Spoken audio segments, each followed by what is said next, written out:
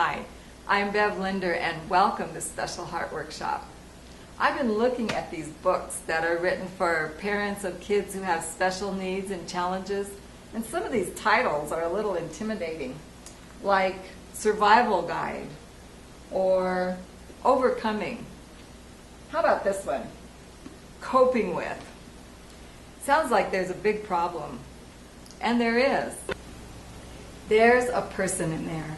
And it's my desire that as a result of this workshop, we'll all be just a little more tuned in to that eternal, valuable, one-of-a-kind person who resides in each individual. And very specifically today, we'll apply it to our children who might be struggling with various challenges. So join me now at our first session.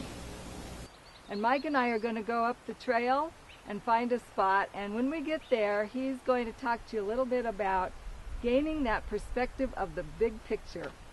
So let's go on up. We walked pretty high into the Rocky Mountains on a beautiful July morning. We wanted to find just the right place to share from.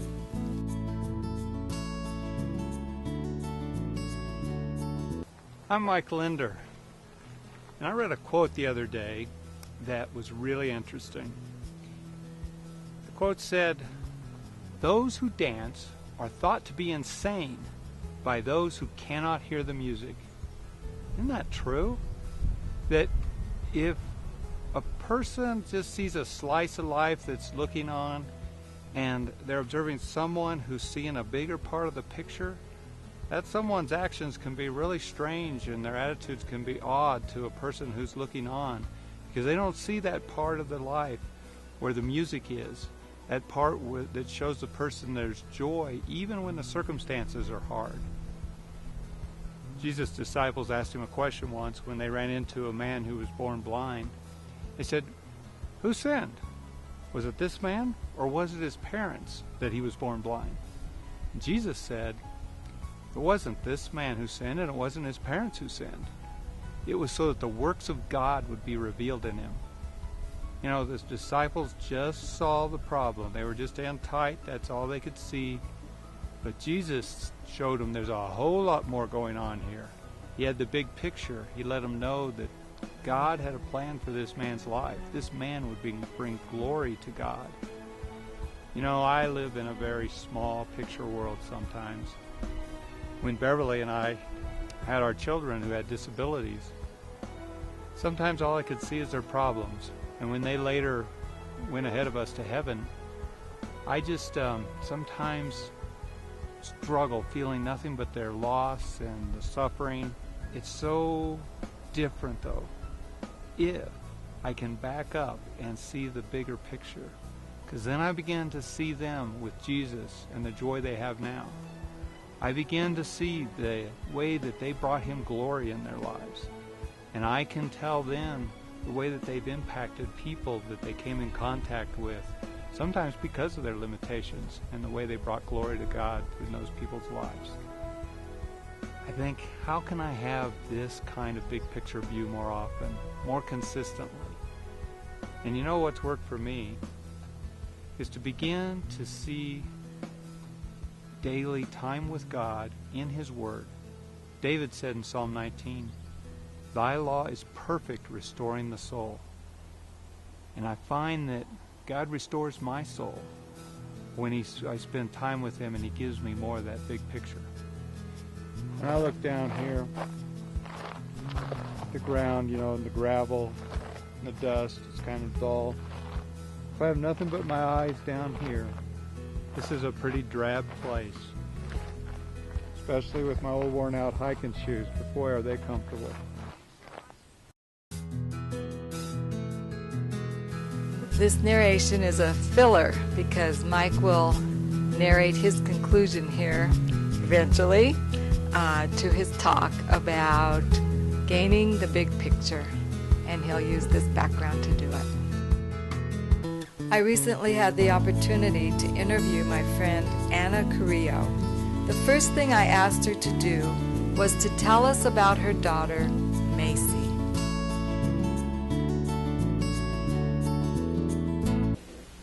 It's been an interesting journey. having her learning as we go. Basically, she has no diagnosis. She is nonverbal and non-mobile, so she's total care. She has a seizure condition, which fortunately is controlled with medications. But she's home, always with us. We are not schooling her currently, so Lou and I are able to provide care for her in our home. Okay. And I have to confess, I think Lou and I as a couple haven't come to a place of fully embracing this life, even though we're 16 years into it.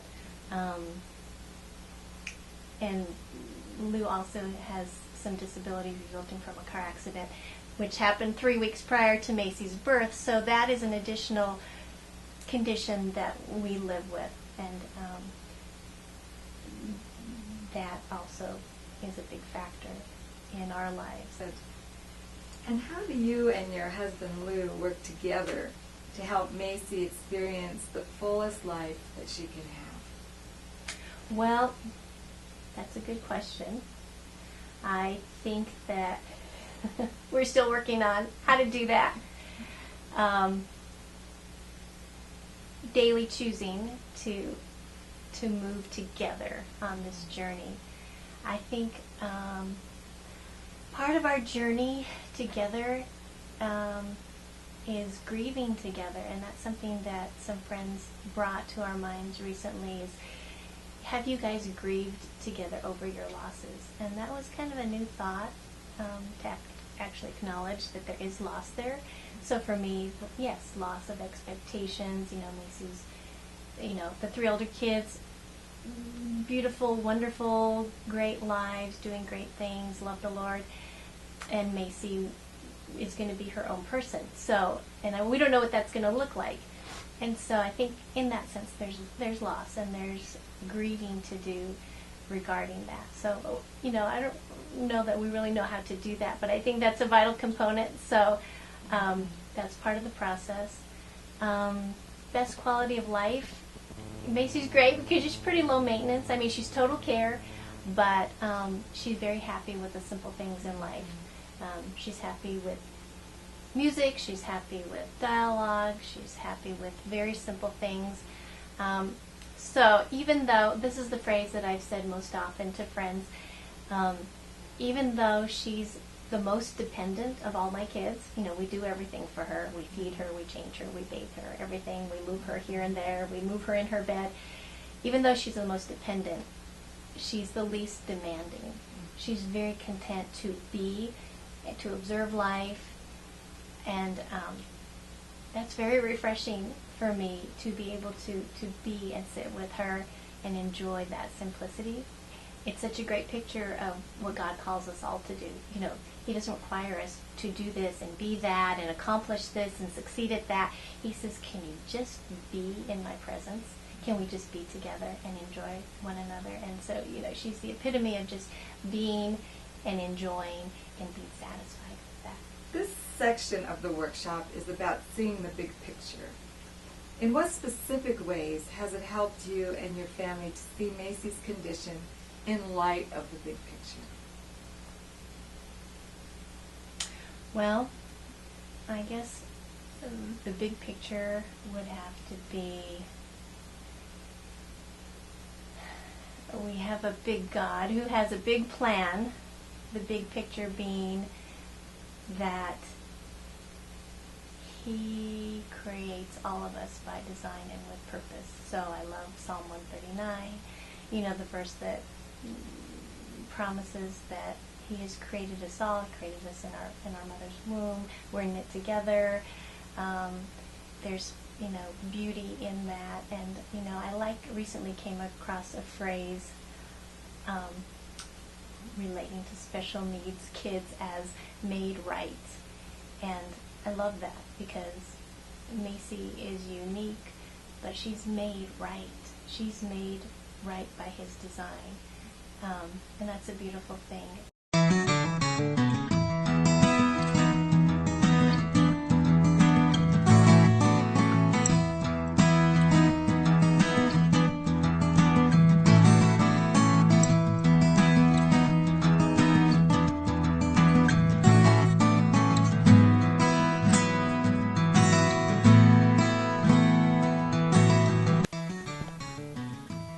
Anna and Lou truly have a situation where they need to see the big picture because their care of Macy can be so all-consuming, and they do seek to back away and see God's hand in Macy's life.